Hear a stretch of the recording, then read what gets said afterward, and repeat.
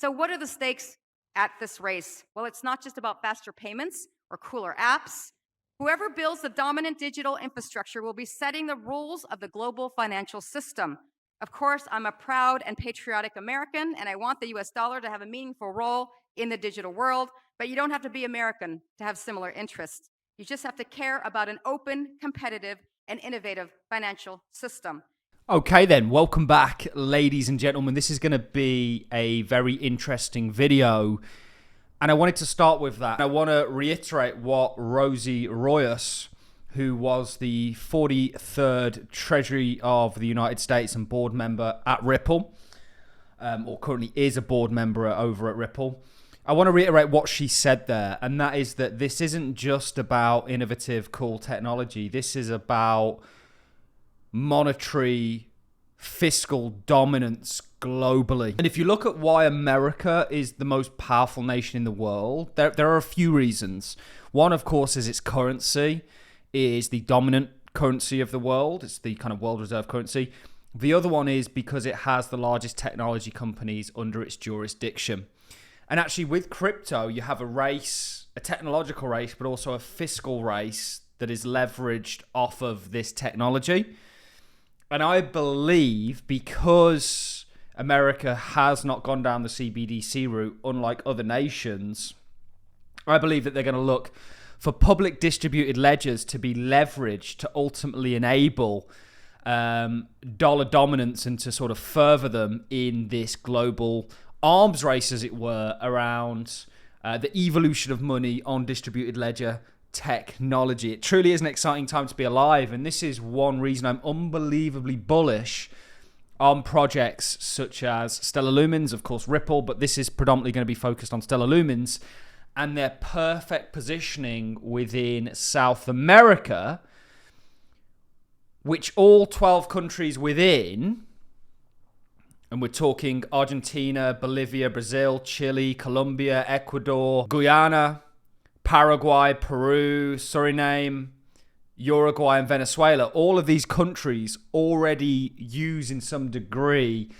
the US dollar. This is about to be accelerated by the likes of public distributed ledgers like Stellar Lumens that have partners with MoneyGram, so on and so forth, and within the region of South America, including some of the largest financial institutions. In fact, they're actually working with the Central Bank of Brazil. I believe that a DLT like Stellar Lumens, which is registered in Delaware, has offices in California, Silicon Valley, of course.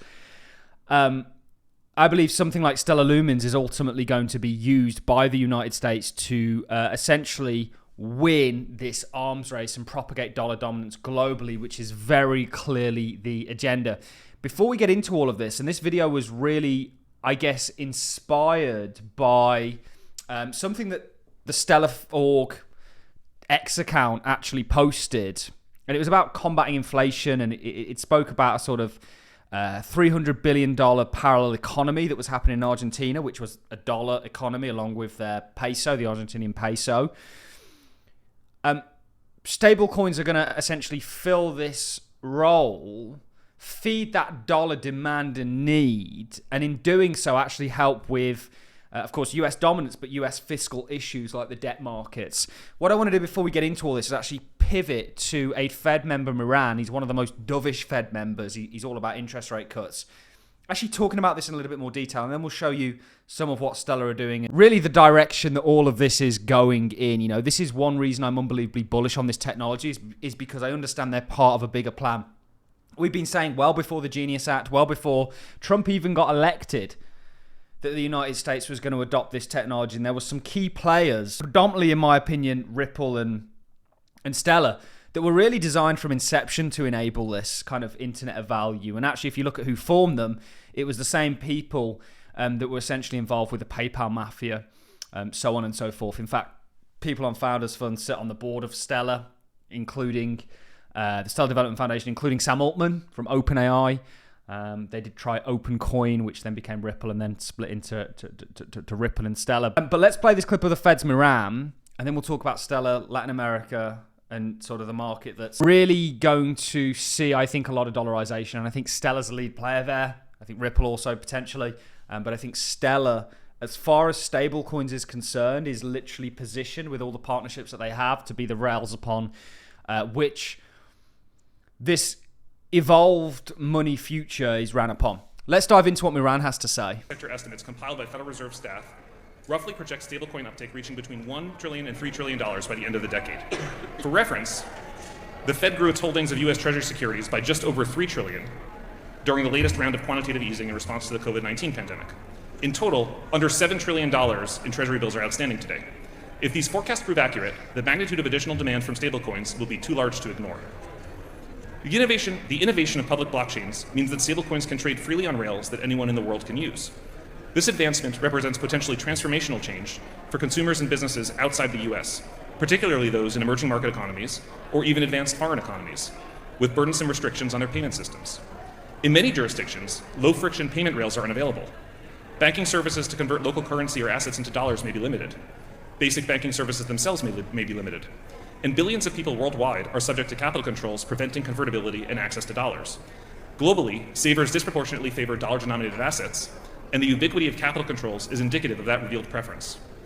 For stablecoins to enter widespread use, there must be a bridge from local fiat currencies into stablecoins. One can imagine many possible bridges, often already in use for existing dollar vehicles. Remittances from immigrants working in the US might take the form of stablecoins. Exporters may receive portions of their payment in stablecoins, perhaps undeclared if domiciled in jurisdictions that prohibit stablecoin use. People might trade local currency for cryptocurrency, and then use that cryptocurrency to buy a stablecoin. Or they might trade physical cash or goods or services or other assets for stablecoins.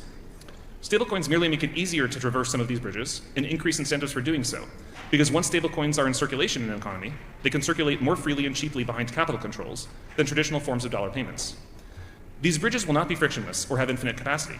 For people who want to use dollars either as a store of value or as a means of payment but are unable to do so, stablecoins make it incrementally easier. Stablecoins will not instantly obliterate barriers to dollar use, but they will perforate those barriers.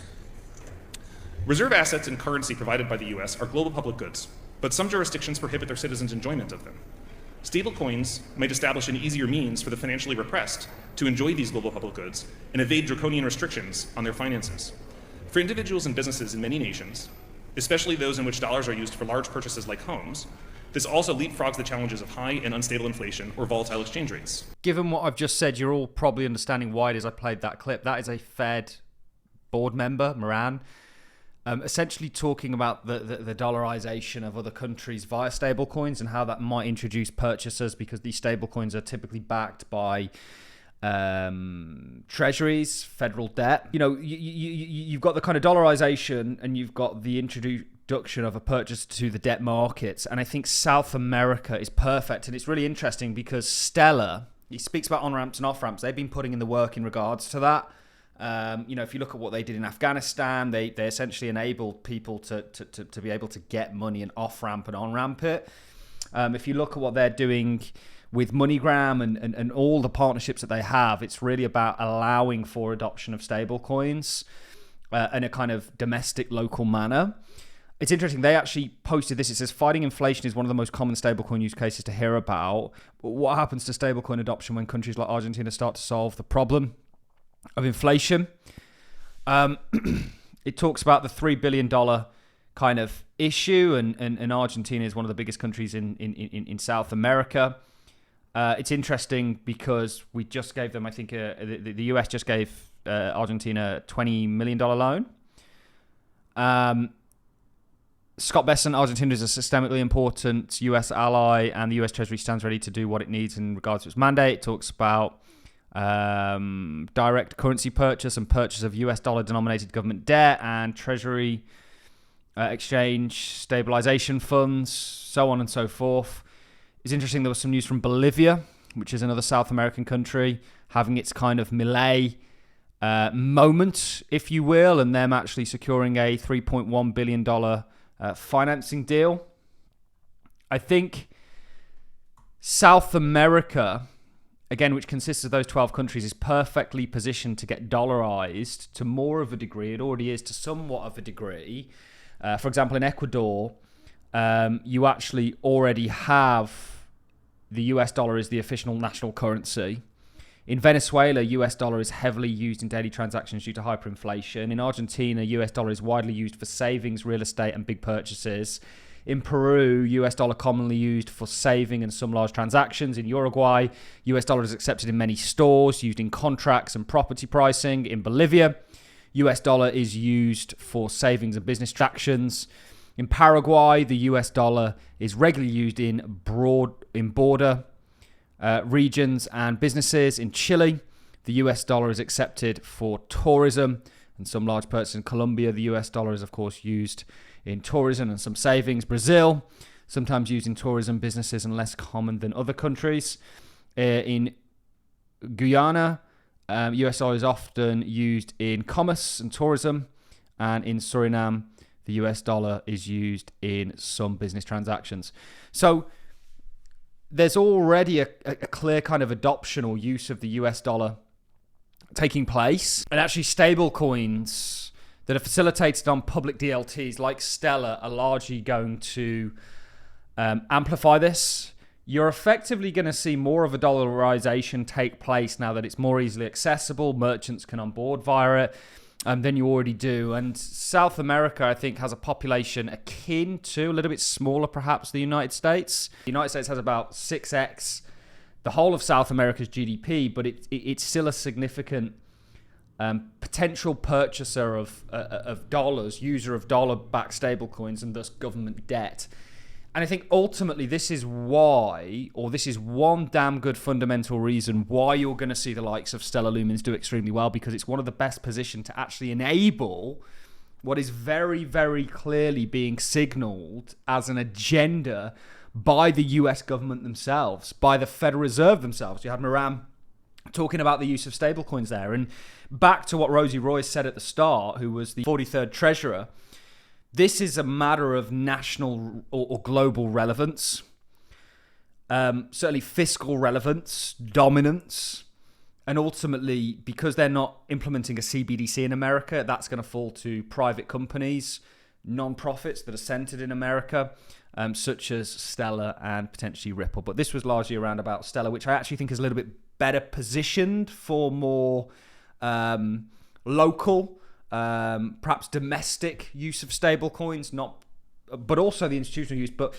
certainly one of the best positioned DLTs, I think, in regards to, or distributed ledger projects in regards to actually enabling global use of stable coins. If you look at the partnerships they have, I think they speak for themselves. Ladies and gentlemen, that's it from me. It's one damn good reason why I'm so confident on Stellar Lumens. You know, we're a big Stellar Lumens channel here, and we cover it regularly because we think it's ultimately part of a bigger plan.